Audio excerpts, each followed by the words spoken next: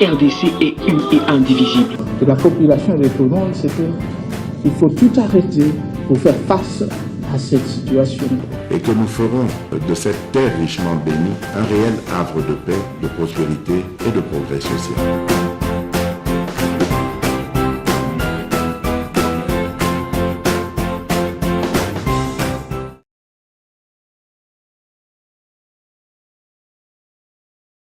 La constitution de 2006 est-elle adaptée au pays? Est-ce que cette constitution permet-elle au pays de se développer? Est-ce que le pays tire-t-il avantage de cette constitution votée depuis 2006? Mesdames et messieurs, à toutes et à tous, merci de faire confiance à votre émission Entre les lignes. Aujourd'hui, nous recevons un monument de la science, un monument du monde scientifique congolais, le professeur Grégoire Bakandeja.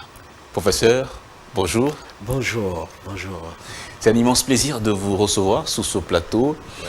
Comment allez-vous, professeur? Mais ça va bien, un peu marqué par les grippes de saison, mais je crois que j'ai récupéré et tout va bien. Merci.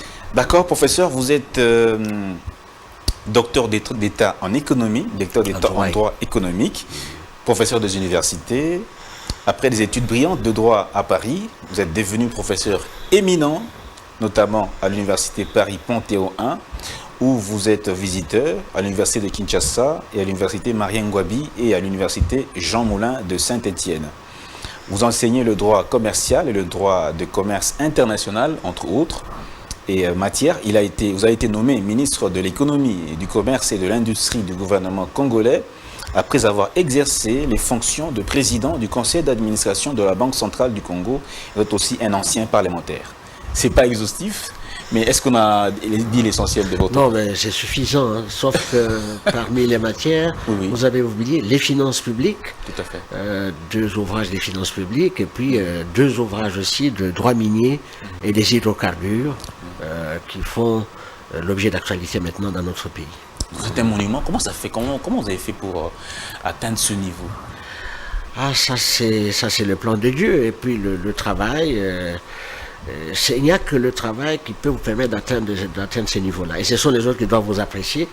Vous n'avez pas à faire beaucoup d'efforts. Et je crois que tout ce que j'ai fait là, j'ai été contacté, je n'avais jamais sollicité. C'est des gens qui ont apprécié ce que je faisais comme travail et qui ont estimé que je pouvais être utile. Voilà pourquoi je dois être au service de la communauté. Exactement. Oui. Vous êtes aussi parmi les constituants de la Constitution de 2006. Oui, malheureusement. Malheureusement, oui. Pourquoi oui. malheureusement? Bon, parce que, vous voyez, dans des États normaux, j'ai l'habitude de dire ça, les constitutions sont élaborées sur base des visions, des politiques. Donc, les politiques pensent comment encadrer la vie politique. Et organiser le fonctionnement des institutions, etc. On pense d'abord, et puis tout ça, ça dépend lorsqu'on doit mettre en place les institutions. Les institutions, c'est le point de convergence des traditions, des visions, des cultures, qui sont mêlées parfois à des circonstances qui font que les faits factuels permettent de penser quelque chose qui soit durable dans le temps. Alors, ce n'a pas été le cas pour la Constitution de 2006, puisqu'elle avait été pensée ailleurs, et notamment à l'étranger. Elle est venue en termes de propositions au niveau des chambres législatives. Vous avez le Sénat, l'Assemblée, les gens ont discuté, il y a des commissions, je n'étais pas de la commission politique administrative, mais nous avons émis des réserves sur la base de ce qu'on pouvait avoir comme appréhension et des critiques à faire. Mais les gens n'aimaient pas la contradiction, mais ni les critiques. Alors ça traduit un rapport de force entre les belligérants, et c'est ce qui fait que on s'est piégé, donc de chaque côté, on retrouve des dispositions contradictoires qui font qu'aujourd'hui, nous avons des problèmes dans le pays parce que nous n'avions pas pris le temps de penser une constitution en tenant compte de nos cultures, de nos valeurs et des mentalités que nous avons politiquement pour avoir des structures qui reflètent le vrai Congolais, qui doit penser à travers la Constitution. C'est pourquoi on dit c'est une loi fondamentale, c'est comme une Bible, mais malheureusement au Congo, on l'analyse comme une parole d'évangile et qu'on ne peut pas modifier. Ces contradictions-là font que, pour moi, c'est un texte que je considère comme un chiffon, donc on peut effacer facilement. Voilà pourquoi j'utilise ce terme-là. Mais pourquoi? Le terme de chiffon. Le terme de chiffon, c'est un peu provocateur. Oui. Mais en réalité, c'est pour dire aux gens, il faut utiliser les intelligences pour avoir un texte qui réponde à nos propres besoins. Je prends 2 exemples. Oui. Nous avons des problèmes dans ce pays à cause des problèmes des tribalités, des tribalismes, des jalousies, et puis il y a l'accession même au pouvoir, ça pose un problème. D'abord pour l'accès au pouvoir, il faut faire le choix. Il faut faire le choix comme dans une démocratie entre l'hérédité, la cooptation et le tirage au sort. Il faut faire le choix.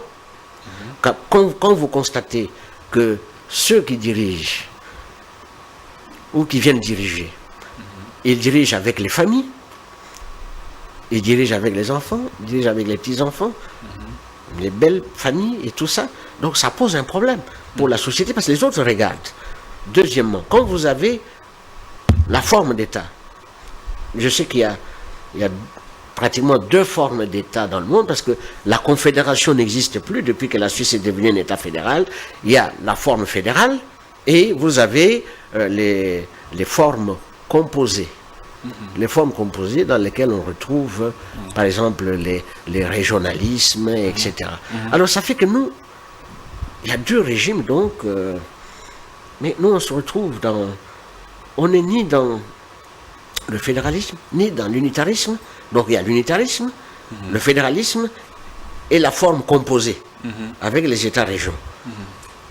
On n'a pas choisi ça. Ça, c'est le premier exemple. Deuxième exemple. Nous avons dit qu'il faut tenir compte de l'histoire. Vous ne pouvez pas décider d'aller à une forte décentralisation en voulant faire du fédéralisme et tout ça par le découpage, en créant de nouvelles provinces. Nous avons dit que ça va nous conduire à rentrer même dans le plan de balkanisation de notre pays. Quand on veut, la balkanisation, c'est dans les esprits. C'est d'abord dans les esprits, et puis ça se matérialise par les pratiques. Quand vous partez de 9 provinces, vous allez à 11. Et après les 11, vous allez à 26. Alors qu'en 1960, nous avions 21 provinces, nous avons dit non, ça a conduit à des guerres, etc. On a rationalisé pour avoir 9 provinces. Et les 9 provinces correspondaient à peu près aux régions d'aménagement du territoire, c'est-à-dire de développement du pays comme à l'époque coloniale, parce qu'il y avait 6 provinces d'aménagement du territoire, qui sont devenues 21 provinces, parce qu'on a voulu saucissonner ça, c'était des provinces tribales, 21 provinces, on ramène à 9, on arrive à 11, maintenant on arrive à 26, par le découpage. J'avais dit, le découpage, ça va nous conduire au tribalisme actuel et à des guerres fratricides entre les gens, c'est parce qu'on a saucissonné le pays. En saucissonnant le pays, vous devenez faible et on peut donc, comme il y a des ennemis que nous avons, ils sont nombreux, ils sont visibles, ils sont invisibles, ils peuvent vous attaquer facilement en utilisant quelques faibles d'esprit parmi vous pour conduire à des rébellions. Voilà pourquoi nous avions dit qu'il faut y aller progressivement. Vous voulez créer des nouvelles provinces, elles doivent avoir une certaine viabilité économique.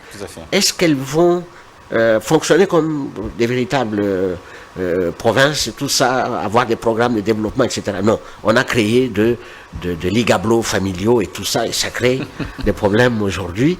Et donc il faut que on reformate le Congolais pour qu'il comprenne que tout ce qui se fait dans le monde doit être pensé par des services d'intelligence. Et à partir de là, on donne le chemin et on amène maintenant les acteurs pour pouvoir mettre en œuvre ce qui a été décidé. Ça ne doit pas se faire tel que ça se fait au Congo. Ça a été dans la précipitation, on s'est piégé parce qu'en fait, on a voulu bloquer l'exécutif. On a voulu bloquer le législatif et puis on a créé un monstre. C'est pourquoi j'ai dit c'est un monstre parce qu'il y a des articles qui se contredisent et tout ça, et ça crée tout ce qu'il y a comme interprétation de telle disposition. La Constitution a dit, bon, l'autre dit que ce n'est pas ça. Alors, ça fait un débat doctrinaire, mais ce sont des débats qui ne sont pas scientifiques. Ce sont des débats idéologiques. Mais sur le plan strictement scientifique, le droit, c'est pas seulement les textes. Le droit doit viser le bien-être, le bien. Si par exemple, je vous donne un petit exemple, on dit on ne peut pas poursuivre en justice un Premier ministre ou un ancien Premier ministre parce qu'il y a des mécanismes qui sont mis en place pour éviter cela. Et alors, maintenant, ceux qu'on ne doit pas juger, ce sont des divinités, ce sont des gourous ou ce sont des êtres humains. Or, chacun doit avoir son juge naturel. Et donc, quand on doit interpréter un texte de loi, il y a plusieurs types d'interprétations, parce que les gens ne le savent pas. Il y a ce qu'on appelle, il y a des interprétations exégétiques partant de ce texte qui est là, comment il a été élaboré. Il y a des interprétations théologiques. Quel est l'esprit dans lequel le texte, quand on interprète, on peut interpréter par analogie, par comparaison, on peut interpréter par le complément s'il y a un vide, et qui doit créer ce vide? C'est le juge qui est saisi. Le juge saisi, en fonction des circonstances, peut créer le droit. Les gens ont oublié que les sources du droit, c'est pas seulement la loi, la coutume, c'est aussi la jurisprudence. Mais quand vous dites que les sources du droit, parmi les sources du droit, il y a la jurisprudence, c'est un avis que ne partage pas le professeur Auguste Mampouya, qui est aussi professeur émérite comme vous, professeur. Non, moi je ne vais pas rentrer dans les débats. Je sais que si vous allez dans les ouvrages, dans les états normaux, on va vous donner les sources du droit. La jurisprudence est là. Et la jurisprudence n'est pas éternelle. La jurisprudence peut évoluer. C'est pourquoi on parle de revirement jurisprudentiel. Alors ça, il n'y a pas de contradiction sur ce point-là. Le professeur Mampouya, c'est un aîné pour moi. J'ai beaucoup de respect à son égard. Mais moi, je ne suis pas dans le sentimentalisme. Je ne suis avocat de personne. Moi, je suis avocat du peuple et de la science. Je me bats sur ce point-là. Je n'ai été consulté ni par les uns ni par les autres. J'émets un avis qui peut être contesté, mais il faut que ça soit contesté sur la base d'un argumentaire juridique. Voilà, c'est ça. Merci beaucoup, professeur Grégoire Bakandeja. C'est vraiment un immense plaisir d'avoir une intelligence comme celle-ci. Ça n'arrive pas tous les jours. C'est vraiment exceptionnel. Comme vous l'avez compris, mesdames et messieurs, nous parlons de la Constitution qui est en vigueur, la Constitution de 2006. On a parmi nous l'un des constituants, une personne qui a assisté à la rédaction de cette Constitution, professeur Grégoire Bakandeja, qui parle d'un chiffon. Alors, professeur, vous parliez tantôt des blocages qui sont contenus dans cette Constitution. Vous parliez également tantôt des contradictions. Parlons d'abord des contradictions, professeur. Bon, les contradictions sont liées au fait que quand on lit un texte de loi, on ne lit pas les articles, on lit l'entièreté, parce que les articles s'entrecoupent et s'entrecroisent. Donc il faut avoir une lecture globale, puis telle disposition, pour l'appliquer, il faut penser à une autre disposition. Ça ne se fait pas comme ça se fait au Congo. On dit par exemple, bon, on avait prévu quels sont les mécanismes pour modifier la Constitution. Mais quand il y a un problème qui se pose, je prends par exemple le cas de changement de tour. 2 tours à 1 tour. 2 tours à 1 tour. Mais ça s'en fait dans la confusion. Nous avons des problèmes maintenant avec les partis politiques, les regroupements politiques, et tout ça, c'est pas tellement constitutionnel. Hein. C'est en violation, par exemple, les regroupements politiques, c'est en violation de la loi sur le fonctionnement des partis politiques. Alors pourquoi les partis politiques?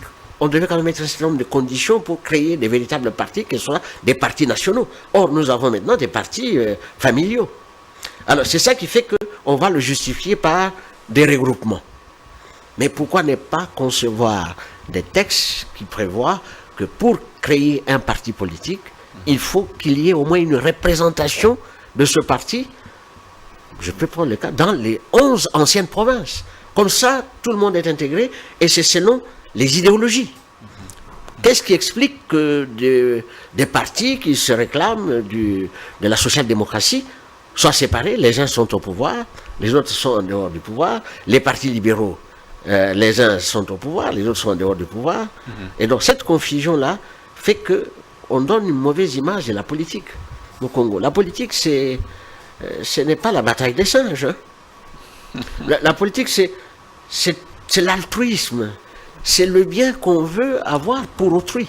Voilà pourquoi il y a des associations humanitaires, etc. C'est pour arriver à un bonheur. Et les acteurs politiques, ce sont des mandataires. Ce sont des mandataires. Ils viennent là pour représenter les intérêts de la communauté avant leurs propres intérêts. Mais ce n'est pas le cas que nous avons au Congo. Et je crois qu'il faut que pour l'avenir, nos enfants qui viendront analyser les institutions qu'on aura placées, qui ne disent pas que les papas c'était des idiots, voilà, là ils nous ont entraînés. Parce que vous voyez, quand on parle de la démocratie c'est pas l'histoire universelle. Hein. La démocratie c'est un état d'esprit. Les gens doivent accepter que pour exercer le pouvoir politique, il faut encadrer l'exercice de ce pouvoir. Parce qu'il y a des compétitions que suscite donc la conquête ou le contrôle de ce pouvoir-là. Mais il faut encadrer ça.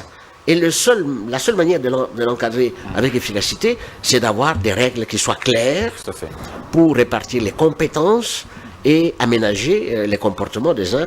D'autres comportements doivent constituer des infractions et prévoir l'application des lois lorsqu'on détourne, lorsqu'on n'applique pas ce qui a été prévu par le texte. Je prends seulement les cas les plus simples. Hein. Je prends les cas matière. Vous savez, moi, tout ce que je fais, je tourne toujours au niveau des finances de l'État. Les finances de l'État, c'est vraiment toutes les ressources qui permettent à un État d'aller de l'avant. S'il n'y a pas de ressources pour un État, il n'y a pas de développement possible. Mais lorsque ces ressources sont détournées, vous voyez, le terme détournement, c'est pour ne pas dire vol. Le détournement, c'est le vol politique. Le vol ordinaire, c'est pour les gens ordinaires.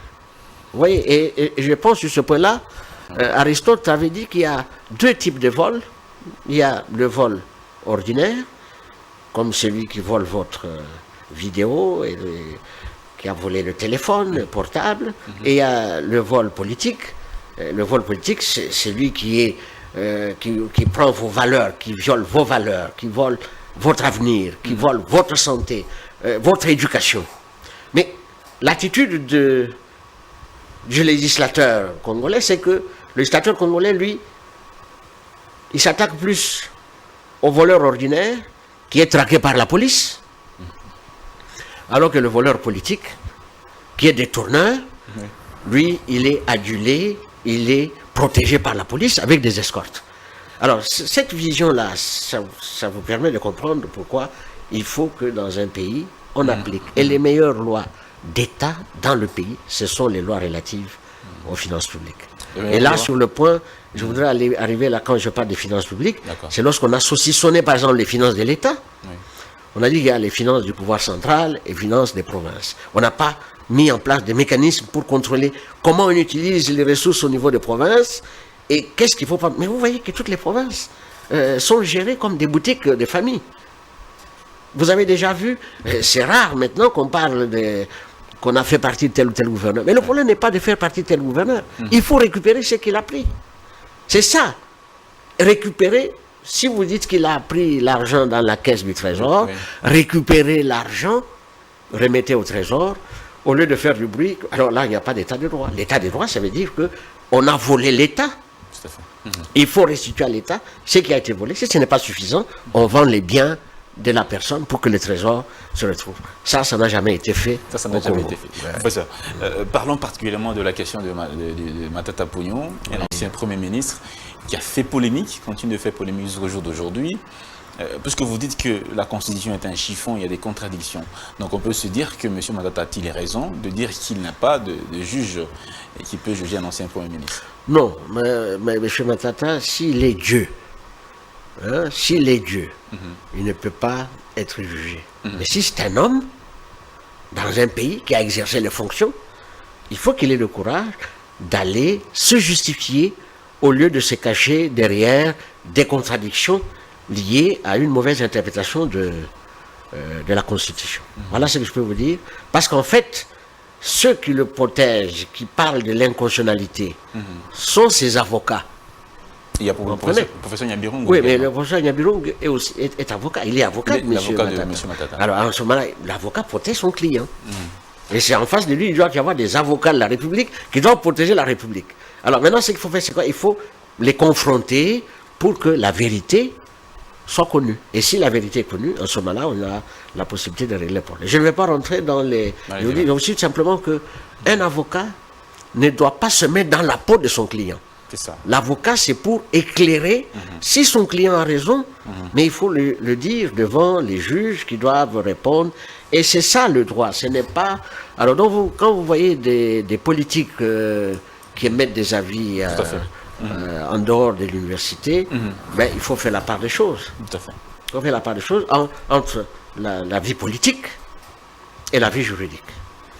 Et moi, je crois que je me suis situé plus dans le cadre de la vie juridique. Et sur cette base-là, j'ai dit, c'est la Cour constitutionnelle où on ne peut pas, dans un pays, décider que tel ne pourra pas être jugé, qu'il n'a pas de juge naturel. Et s'il n'y a pas de juge naturel, on dit, bon, comme il n'y a pas, ça n'a pas été prévu, on laisse le vide. Mais non, mais le vide juridique doit être complété par le juge. C'est ça qu'on a tous appris dans les universités. Quand il y a un vide, c'est pourquoi je vous ai parlé de l'interprétation. Il y a plusieurs types d'interprétations. Il y a même les interprétations psychologiques, interprétations sociologiques, interprétations économiques. Lorsqu'on est devant un texte de loi, ça ne veut pas dire que la loi a dit on ne peut pas le faire, vous vous arrêtez là. Non. En dehors de la règle qui est opposée, il faut avoir une vision humaniste qui permet de construire, de rappeler les règles et les valeurs sur lesquelles un État doit être fondé. Alors, ces valeurs-là, comme les valeurs de vol, j'ai parlé du cas du vol. Et quand on vous soupçonne d'avoir pris quelque chose dans la caisse de l'État, mais vous voyez ce que ça fait dans les démocraties occidentales. Les États-Unis, c'est la première puissance du monde. Mais le président Donald Trump, il est poursuivi. Le président, l'ancien président français, Sarkozy. Mais il s'est plié à cet exercice. Il faut aller se justifier. Si vous n'avez rien fait, mais on va vous relâcher. Il n'est pas dit que quand on va vous appeler devant la juridiction, vous êtes automatiquement condamné avant que vous ne soyez, que vous n'ayez porté vos arguments pour défendre votre cause. Donc, sur ce point-là, moi, je peux dire que on polémique pour rien. Seul Dieu ne peut être jugé parce que lui-même il est juge et il voit là où il est. Mais quand on est humain, on doit être jugé. Malheureusement, les mécanismes de blocage des poursuites des dirigeants ont servi à beaucoup. Et il faut mettre un terme à tout ça pour que demain le pays soit géré dans les règles de l'art, en respectant les normes, mais aussi les valeurs qui gouvernent le fonctionnement des États. Tout ceci passe par pas de réforme, mais de changement complet de la Constitution. Bon, je vous ai dit que les constitutions ne sont pas des paroles d'évangile. Vous voyez, le problème, c'est qu'au Congo, tout le monde parle de la Constitution. Vous voyez, tout le monde interprète. Les mamans du marché parlent de la Constitution. Les maçons parlent de la Constitution. Les médecins, les géographes, tout le monde connaît les dispositions de la Constitution. C'est comme les journalistes. Vous faites 5 ans d'études pour avoir l'équivalent du master. Donc vous avez appris des règles, comment ça doit fonctionner, etc. Mais vous voyez quelqu'un qui se présente aujourd'hui, qui devient journaliste, et puis vous vous appelez tous des journalistes. Non. Il y a les règles d'éthique, les règles déontologiques que le journaliste a apprises. Tout à fait. Comme celui qui a fait les études de droit, il a fait 5 ans, etc. Il y a une manière d'interpréter les textes. Et vous voyez, la plupart des textes, pourquoi c'est en contradiction? C'est parce que moi j'ai eu la chance d'avoir été au Parlement, comme vous le dites là tout à l'heure. Les lois ailleurs ne sont pas rédigées comme ça se fait au Congo. Comment ça se fait ailleurs, professeur? Ailleurs, lorsqu'il y a un projet de loi, ça vient du gouvernement, c'est déjà pensé par des techniciens. C'est pensé par des services d'intelligence. On amène ça au Parlement et il y a au Parlement des gens qui sont dans des bureaux d'études, certains sont même parlementaires, qui connaissent la légistique, la manière d'écrire. Parce qu'une virgule peut changer le sens de la phrase. Je vous parle ici de l'écriture. L'écriture de la Constitution du Congo, c'est une écriture malheureuse parce qu'on a mélangé les éléments du droit romano-germanique, les éléments du droit anglo-saxon, la coutume et tout. Et tout ça, ça fait que la lecture pose un problème pour les gens qui ont fait la légistique. Il y a une manière d'écrire les lois. Mais ce n'est pas ce qui se fait chez nous. Quand il y a un texte qui arrive là, on pose la question, le président de l'Assemblée doit dire, bon, est-ce qu'il y a des amendements? Et pourtant, tout le travail doit être fait au niveau des commissions, là, parce qu'il y a au niveau des commissions des gens qui doivent travailler les textes pour bien l'articuler, etc. Mais quand on dit, oh non, il y a des amendements. Mais les amendements, ça charcute le texte. Ces amendements, c'est peut-être les maçons, profs de profession, les cordonniers, ils viennent avec des amendements. On a un texte qui pose problème.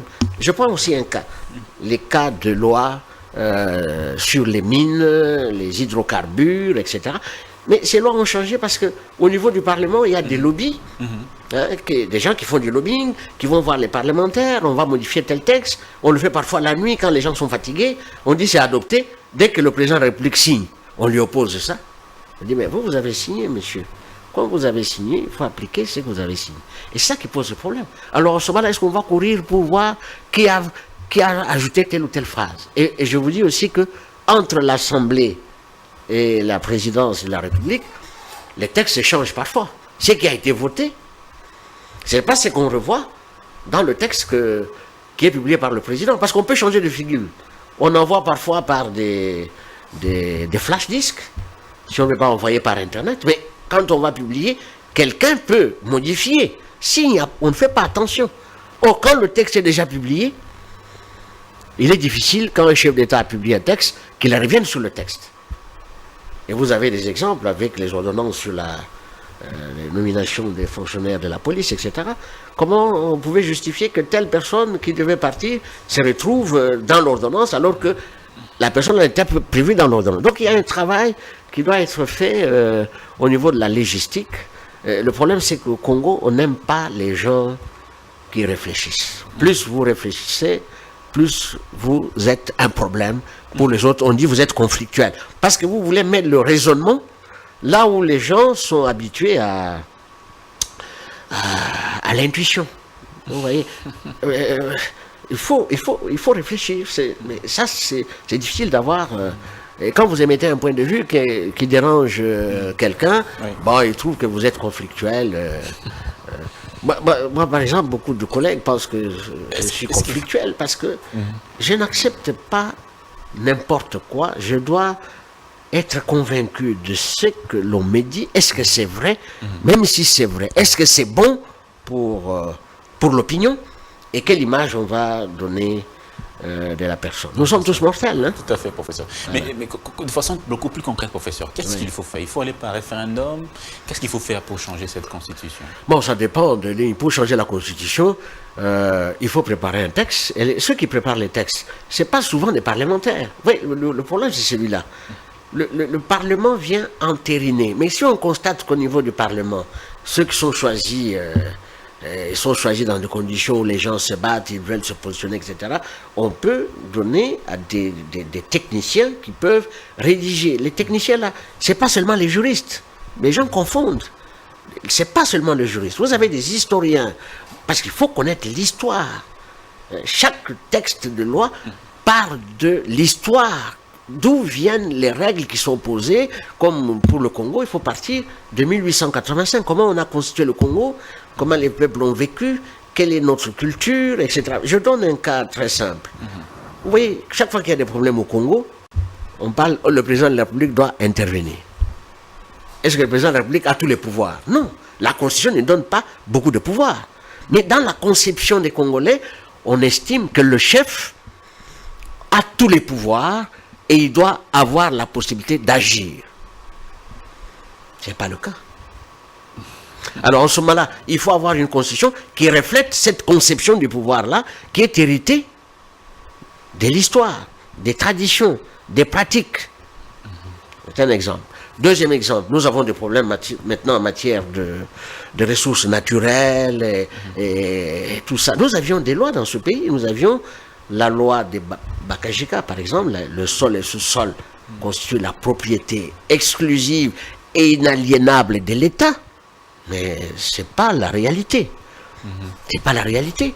Parce que les ressources qui sont extraites du sol et du sous-sol ne sont plus la propriété de l'État, c'est la propriété de l'investisseur. Vous comprenez? Alors, voilà pourquoi on a essayé de contourner ça avec les contrats de partage de production, etc. Mais on ne maîtrise pas la situation. Donc, vous voyez, il y a cet exemple-là. Alors, quand vous avez, par exemple, sur les questions liées aux problèmes que vous connaissez, les nationalités, les ceci, etc., ça n'a jamais été réglé correctement. Mais le vouloir vivre collectif n'oblige pas qu'un camp puisse s'imposer sur l'autre et avec des pressions pour qu'on trouve un terrain d'entente. On ne sera jamais d'accord avec tout le monde.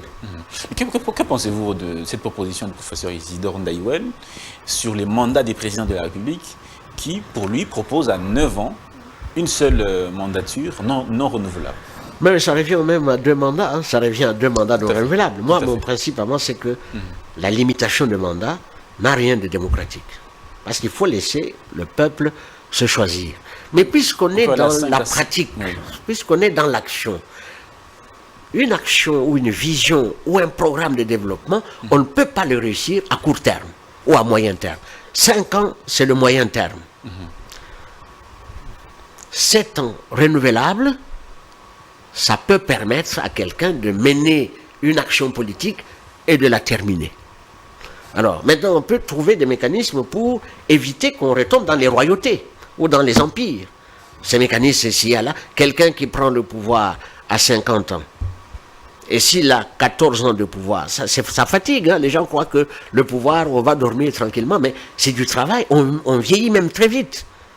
Alors, à un certain moment, il y aura des problèmes liés à la sénité, par exemple. Il faut trouver des mécanismes pour limiter. Par exemple, à 80 ou 85 ans, on ne peut pas se présenter parce qu'on n'a pas toutes les facultés pour gérer un État, parce que ça demande du travail et puis ça peut même conduire la personne. Alors, les gens croient que être chef d'État, être Premier ministre et tout ça, c'est un plaisir. Non, on ne dort pas. Et au Congo, c'est encore plus grave parce que le temps que vous êtes là, il y a des gens qui font des bulletins d'information contre vous. Vous avez fait ça, vous avez fait ça. Vous n'avez pas le temps de penser. Donc, limitation de mandat. Et je vais vous donner un petit secret. Oui. Il y a même un chef d'État qui m'avait posé cette question-là. Est-ce que la limitation de mandat, il n'est pas congolais, hein? Est-ce que c'est démocratique ou pas? Je lui avais dit non, ce n'est pas démocratique. Parce que la démocratie, c'est le gouvernement du peuple, par le peuple, pour le peuple. Voilà pourquoi, au début, je vous ai parlé des modes d'accession. Il y a l'hérédité, il y a le tirage au sort et la cooptation. Mais le tirage au sort n'existe plus. C'est ce qui existait à l'époque d'Athènes, avec les Grecs. Ça existait à cette époque-là. Mais maintenant, on ne peut plus accepter ça. On a trouvé des mécanismes pour que l'élection soit le mode le plus naturel pour accéder à des fonctions. Professeur, le monstre qui a été adopté en 2006 et même promulgué, la constitution actuelle, quelles sont, on peut dire, les autres conséquences que subit la RDC jusqu'au jour d'aujourd'hui, 18 ans après? Bon, mais 18 ans après, c'est d'abord l'usure. La constitution n'a jamais été appliquée dans sa totalité. Hein. Et la constitution, il faut voir dans quel contexte ça a été élaboré. Elle a été élaborée pendant la guerre. Nous avions les 3 parties du territoire. Elle est venue de l'extérieur. Oui. Elle est venue de l'extérieur, donc ce n'est pas les Congolais qui ont... C'est pas les Congolais qui l'ont conçu. Les Congolais l'ont adapté à leur situation. C'est ce qui a nous conduit à 1+4. Nulle part au monde il y avait cette histoire d'1+4. Mais les Congolais ont accepté 1+4 parce que, bon, on devait mettre fin à la guerre. Mais nous ne sommes plus dans 1+4. Alors, deuxièmement, on l'avait fait parce qu'il fallait bloquer. Il fallait bloquer le pouvoir de Kinshasa, hein, pour que le pouvoir de Kinshasa ne puisse pas régenter l'ensemble du pays. Et pendant longtemps, on a fonctionné comme ça. Et c'est comme maintenant, vous voyez qu'il y a des pouvoirs, maintenant il y a le pouvoir qui reste à l'Est, on ne veut pas lâcher, mais tout ça c'est lié à quoi? C'est lié à l'exploitation de nos ressources naturelles.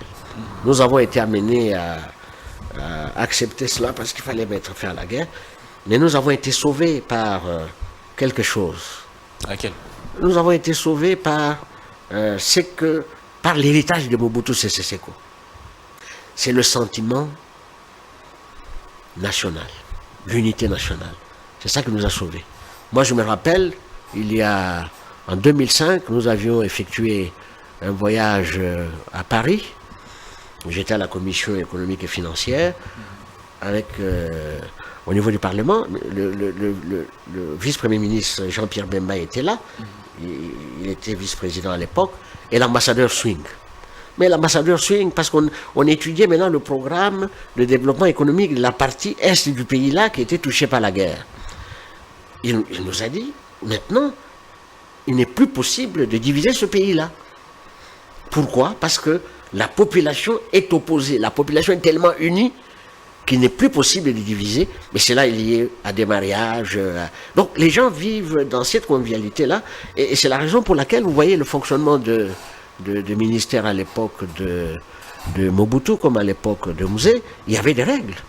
On ne pouvait pas avoir dans un ministère 2 membres de cabinet de la même région que le commissaire d'État ou le ministre. Il fallait qu'on retrouve au moins 4 à 5, parce qu'à l'époque, il y avait 5 conseillers, plus les secrétaires, maximum 10 personnes. Mais dans ces 10 personnes-là, on devait retrouver les gens d'autres provinces que la province du ministre.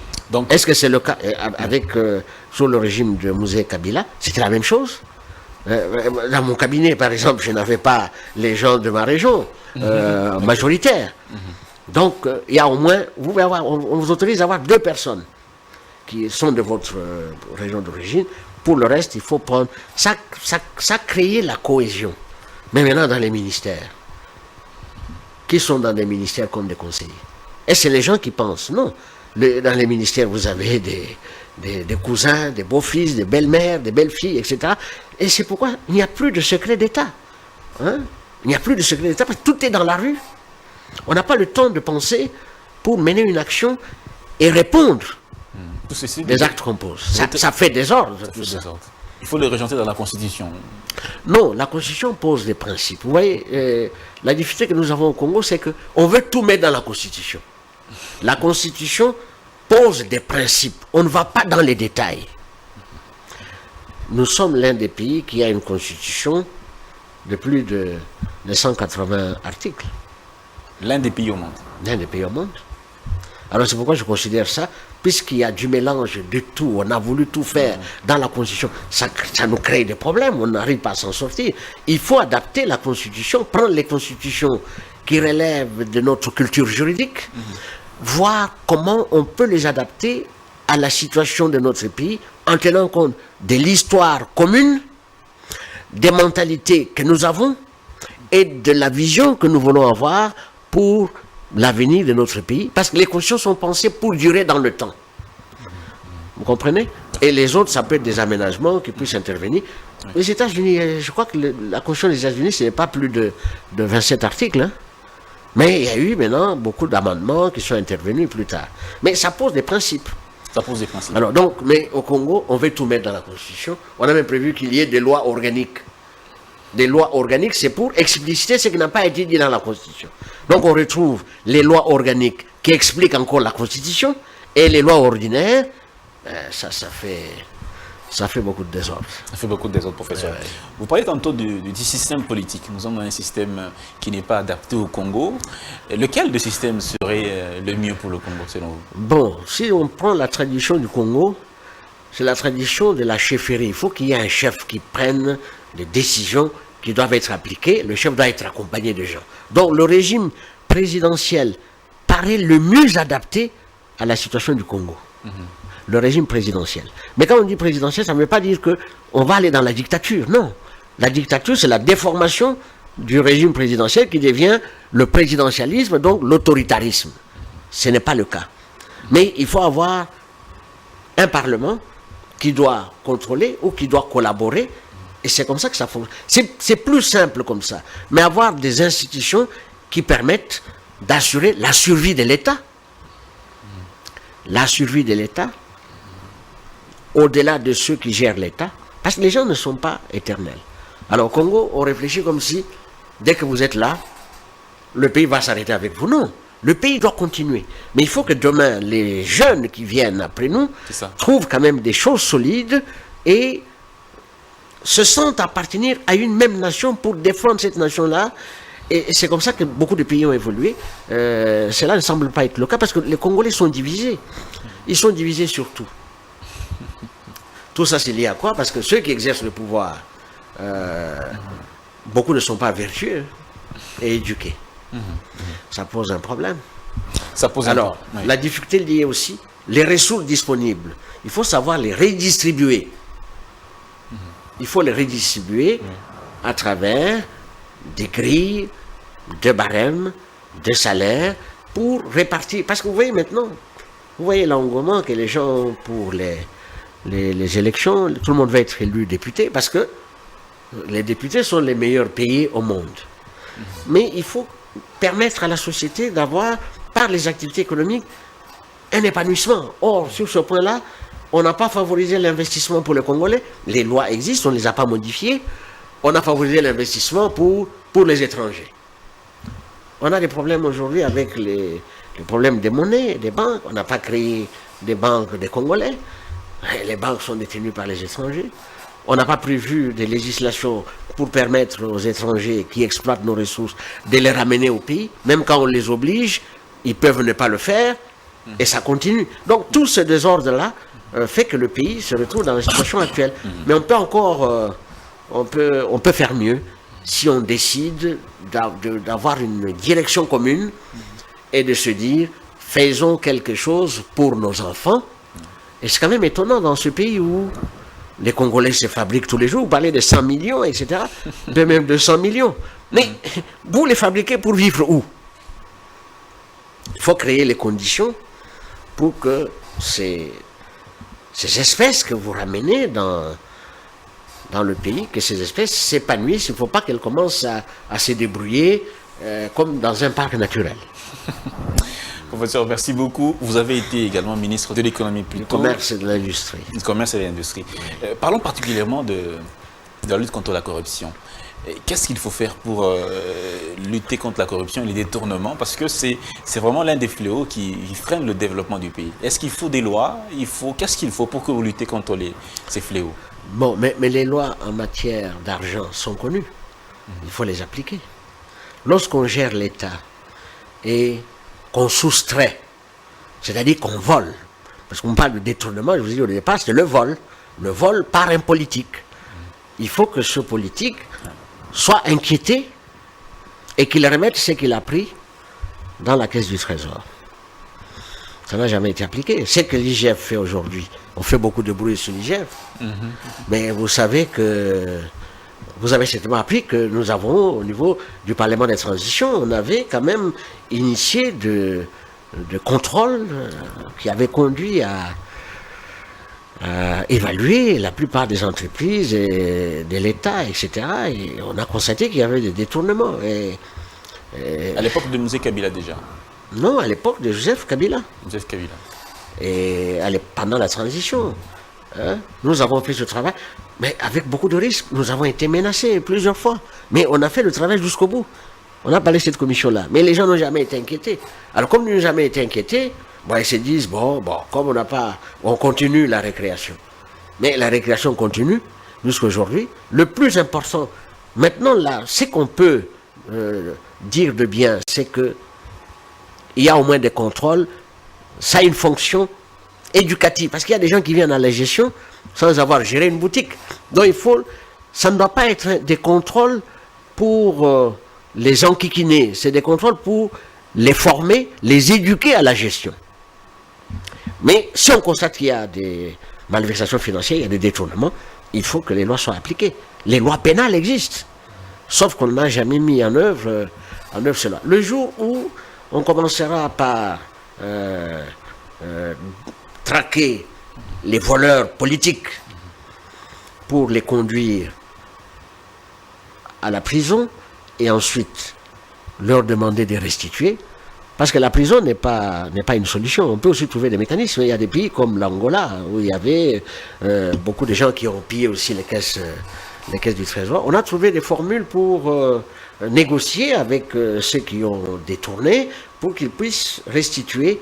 C'est des mécanismes qu'on peut trouver pour permettre au pays d'avancer, parce que nous n'avons pas suffisamment de ressources pour nous développer si nous ne mettons pas des politiques nous permettant de sauver ce qui peut encore l'être.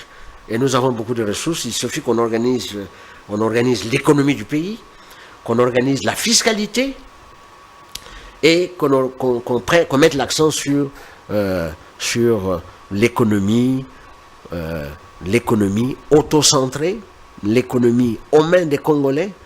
Et pour qu'on puisse réussir, il faut permettre aux Congolais de manger suffisamment, parce que s'il a mangé suffisamment, il peut réfléchir. Donc l'agriculture doit être la priorité des priorités. Ça ne doit pas être simplement des discours. Hein. Depuis que le Congo existe, agriculture, priorité des priorités, mais on ne voit pas. Les Congolais ne veulent pas travailler. Vous voulez manger, les Congolais veulent manger des poulets, des makosso, des mpiodi, etc. Alors que vous avez la possibilité de manger même les chenilles. C'est très riche. Les chenilles, les possés par exemple. Mais les autres en raffolent. Mais vous voulez manger la viande. Surtout les gens qui sont dans la forêt et dans la savane, ils n'ont pas l'habitude de manger de viande, mais la viande, c'est nuisible à la santé. La viande, c'est nuisible à la santé. C'est nuisible à la santé.